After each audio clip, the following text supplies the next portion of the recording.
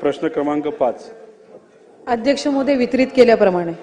अध्यक्ष महोदय, या प्रश्नाचं उत्तर आम्ही लाडक्या बहिणीच्या बाबतीतला प्रश्न इथं केला होता. अनेक प्रश्न होते जे कंबाईन झाले होते. त्याच्यामध्ये एक प्रश्न होता, म्हणजे माझे तसे 3 प्रश्न आहेत. त्यातला पहिला प्रश्न असा आहे की आमच्या या माता भगिनींना तुम्ही जे लाडकी बहीण योजना दिलेली आहे ती योजना देण्यासाठी तुम्ही अंगणवाडी सेविकांचा वेळेचा वापर हा फॉर्म भरण्यासाठी तिथं केला होता आणि प्रोत्साहन म्हणून त्यांना तिथं 50 रुपये तुम्ही देणार होता. त्याचा आकडा हा तसं बघितलं तर तो तसा मोठा जातो. माझा पॉइंटेड प्रश्न असा आहे की त्यांना आतापर्यंत पैसे प्रोत्साहन जे अंगणवाडी सेविकांना तुम्ही देणार होता ते पैसे मिळालेले नाहीत. ते हे सेशन संपूस तर ते पैसे त्यांच्या अकाउंटला तुम्ही पाठवणार आहात का, असा माझा पॉइंटेड प्रश्न आहे. दुसरा माझा प्रश्न आहे, अध्यक्ष महोदय, आता आपण म्हणजे मंत्री महोदयांनी वरच्या हाऊसमध्ये उत्तर देत असताना असं उत्तर दिल्यासारखं आम्हाला आठवतंय की कृषी सन्मान योजना ज्या ज्या महिला शेतकऱ्यांना मिळते त्यांना तुम्ही लाडक्या बहीण योजनेतून त्या ठिकाणी त्यांचं नाव वगळणार आहात. आमचं एवढंच म्हणणं आहे की लाडकी बहीण योजना तुम्ही कोणासाठी आणली तर महिलांसाठी आणली. कशासाठी आणली तर महिलांना आर्थिक सक्षम करण्यासाठी आणली. आता याच्यामध्ये केंद्र सरकार ही कृषी सन्मान योजना का देते तर शेतकऱ्यांना अनेक अडचणी असतात. सोयाबीनचे भाव टिकत नाहीत, तिथं फर्टिलायझरचे भाव वाढलेले आहेत, खर्च परवडत नाही, म्हणून शेतकऱ्याला सक्षम करण्यासाठी तो पैसा तिथं दिला जातो. तर आमचं मत असं आहे की हे 2 योजना मिक्स न करता तुम्ही जी योजना लाडक्या बहिणीसाठी दिलेली आहे, कारण का इलेक्शनच्या काळामध्ये या महिलांना ज्यांना अध्यक्ष महोदय महत्वाचा आहे, कृषी सन्मान योजना ज्यांना दिली जात होती तो आकडा तुमच्याकडे असताना त्यांची नावं असताना सुद्धा अशा 20 ते 25 लाख महिलांना तुम्ही ही लाडकी बहीण योजना दिली. मग आता तुम्ही जर त्यांचं नाव वगळणार असाल तर कुठेतरी एक संदेश असा जातो त्यांचा वापर फक्त इलेक्शन पुरता केला. तर आमचं आपल्याला म्हणणं असं आहे की त्यांचं नाव याच्यामध्ये वगळू नये, कारण का या 2 वेगळ्या योजना आहेत आणि आमचं हे म्हणणं आहे ते लोकांचं महिलांचं म्हणणं आहे. तर माझा पॉइंटेड प्रश्न आहे की जी चर्चा आता सुरू आहे की 25 ते 25 लाख महिलांचं नाव हे जे वगळण्यात येणार आहे, ज्यांना कृषी सन्मान योजना मध्ये त्यांचं नाव होतं, त्यांचं नाव तुम्ही खरंच वगळणार आहात का ते तुम्ही वगळणार नाही, असा आमचा तिथं प्रश्न आहे. आणि शेवट आमचा पॉइंटेड प्रश्न असा आहे ज्याचं उत्तर सुद्धा पॉइंटेडच असावं असं आमची अपेक्षा आहे. इलेक्शनच्या काळामध्ये तुम्ही शब्द दिला होता, तुम्ही विविध ठिकाणी बोलला होता की 1500 रुपयाचा आम्ही 2100 रुपये हे आमच्या माता भगिनींना तिथं तुम्ही या योजनेच्या माध्यमातून येणार. पॉइंटेड उत्तर आम्हाला असावं, तुम्ही ते 2100 रुपये या अधिवेशनामध्ये करणार आहात का करणार नाही, असं उत्तर त्या ठिकाणी तुम्ही तिथं द्यावं. अध्यक्ष महोदय, पहिला प्रश्न जो सन्माननीय सदस्य रोहितजींनी या ठिकाणी विचारला, आम्ही ज्या वेळेला मुख्यमंत्री माझी लाडकी बहीण ही योजना घोषित केली त्यावेळेला अंगणवाडी सेविका ज्या पात्र लाभार्थ्यांचे फॉर्म भरतील त्यांना त्या ठिकाणी या संदर्भातलं इन्सेंटिव्ह हे देण्यात येईल अशा पद्धतीची घोषणा केलेली होती. तरतूद ही त्या योजनेच्या अंतर्गत केली आणि जवळपास 31 कोटीपेक्षा अधिक जी इन्सेंटिव्हची रक्कम आहे ही प्रत्येक जिल्ह्याच्या महिला कार्यक्रम बालविकासचे जे जिल्हा कार्यक्रम अधिकारी आहेत त्यांच्या इथं जमा केलेली आहे आणि जवळपास 26 जिल्ह्यांपेक्षा अधिक त्या ठिकाणी जिल्ह्यांमधल्या ज्या अंगणवाडी सेविका आहेत यांच्या खात्यामध्ये ती जमा होण्याची सुरुवात सुद्धा झालेली आहे. त्याच्यामुळे इन्सेंटिव्ह ज्याची तरतूद ही राज्य शासनाकडनं विभागाकडनं करण्यात आलेली आहे ती त्या संबंधित अंगणवाडी सेविकांना वितरित करण्याची सुरुवात ही त्या ठिकाणी झालेली आहे आणि ती प्रक्रिया सुरू आहे.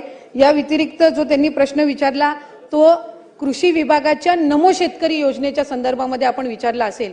ज्या वेळेला लाडकी बहीण योजनेचा शासन निर्णय निर्गमित करण्यात आला त्यावेळेला त्या शासन निर्णयामध्येच नमूद केलेलं आहे की शासनाच्या ज्या वेगवेगळ्या योजना आहेत आणि ज्याचा लाभ हा माता भगिनी किंवा लाभार्थी घेत आहेत याच्यामध्ये 1500 किंवा 1500च्या अधिक ज्या योजनेचा लाभ, ज्या रकमेचा लाभ जर ती लाडकी बहीण घेत असेल तर ती या योजनेमध्ये पात्र होणार नाही. एक नमो शेतकरी योजना जी आहे याच्यामध्ये त्या ज्या महिला आहेत माता भगिनी आहेत यांना 1000 रुपयाचा लाभ मिळत असतो. त्याची जी वरची 500ची कॅपिंग आहे म्हणजे ती शासन निर्णयामध्ये सुरुवातीच्या नमूद केलेली आहे की किमान 1500चा लाभ हा शासनाचा प्रत्येक लाडक्या बहिणीपर्यंत पोहोचला पाहिजे आणि त्यानुसार नमो शेतकरी योजनेच्या ज्या लाभार्थी आहेत या साधारणपणे 5.5 ते 6 लाख आहेत. त्यांना या योजनेतून वगळण्यात आलेलं नाहीये. फक्त त्यांना 1000 रुपये हे नमो शेतकरी योजनेतून मिळतात आणि वरचे 500 जे आहेत हे आपल्या लाडक्या बहीण योजनेच्या माध्यमातून मिळत असतात. त्याच्यामुळे त्या संदर्भातलं कुठलंही वगळण्यात आलेलं नाही. 20-25 लाखचा जो आकडा आहे हा माध्यमांकडून किंवा अशाच पद्धतीनं अफवांच्या इथून आलेला आहे. हा कुठलाही आमच्या विभागाने किंवा शासनाकडून आजपर्यंत तशा पद्धतीचा आकडा काही दिलेला नाही. वरुण सरदेसाई. अध्यक्ष महोदय माझे रोहितजी मी विचारतो तेच विचारतोय.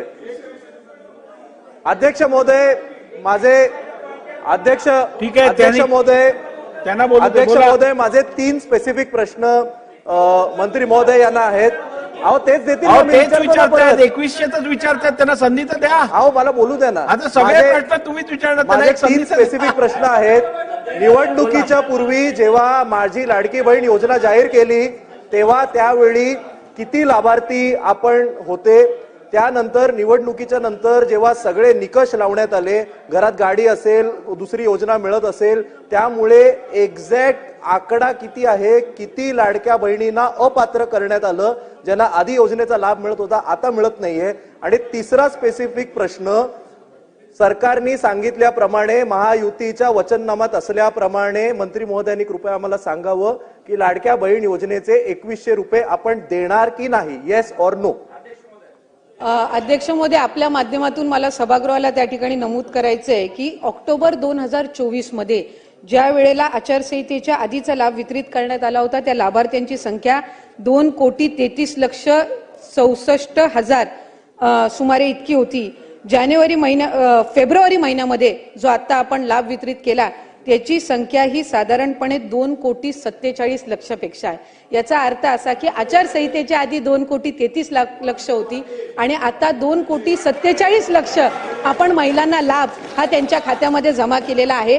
आणि 2100च्या संदर्भातला जो निर्णय आहे, महायुतीच्या सरकारने ही महत्वाकांक्षी योजना आणलेली आहे आणि महिलांना 1500चा लाभ वितरित करणारे महायुतीचं सरकार हे एकमेव सरकार आहे. त्याच्यामुळे त्यांच्या आयुष्यामध्ये हा जो आनंद आहे हा अशाच पद्धतीने ही योजना राहणार आहे. आणि 2100च्या संदर्भातला योग्य तो निर्णय आमचे मुख्यमंत्री देवेंद्र फडणवीस साहेब आणि दोन्ही उपमुख्यमंत्री योग्य वेळी घेतील. लाडक्या बहिणींची फसवणूक होणार नाही ही दक्षता निश्चितपणाने महायुतीचं सरकार घेईल. पुढे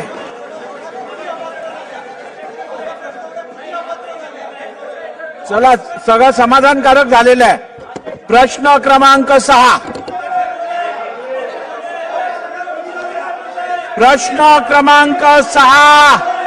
अध्यक्ष महोदय, प्रश्न क्रमांक 6 महोदय छापल्याप्रमाणे कोण आहेत? छापल्याप्रमाणे अध्यक्ष महोदय. अध्यक्ष महोदय अध्यक्ष महोदय अध्यक्ष महोदय एक प्रश्न पुकारला. बोला बोला बोला मंत्री महोदय बोला. अंमलबजावणी होण्याबाबत हा प्रश्न आहे. माझे माननीय मंत्री महोदयांना 2-3 प्रश्न आहे. अध्यक्ष महोदय, राज्यातील बहुतांशी जिल्हा परिषद अद्ययावत संगणक, बॅटरी बॅकअप, स्नॅकर आणि हायस्पीड इंटरनेटची जाणवत आहेत.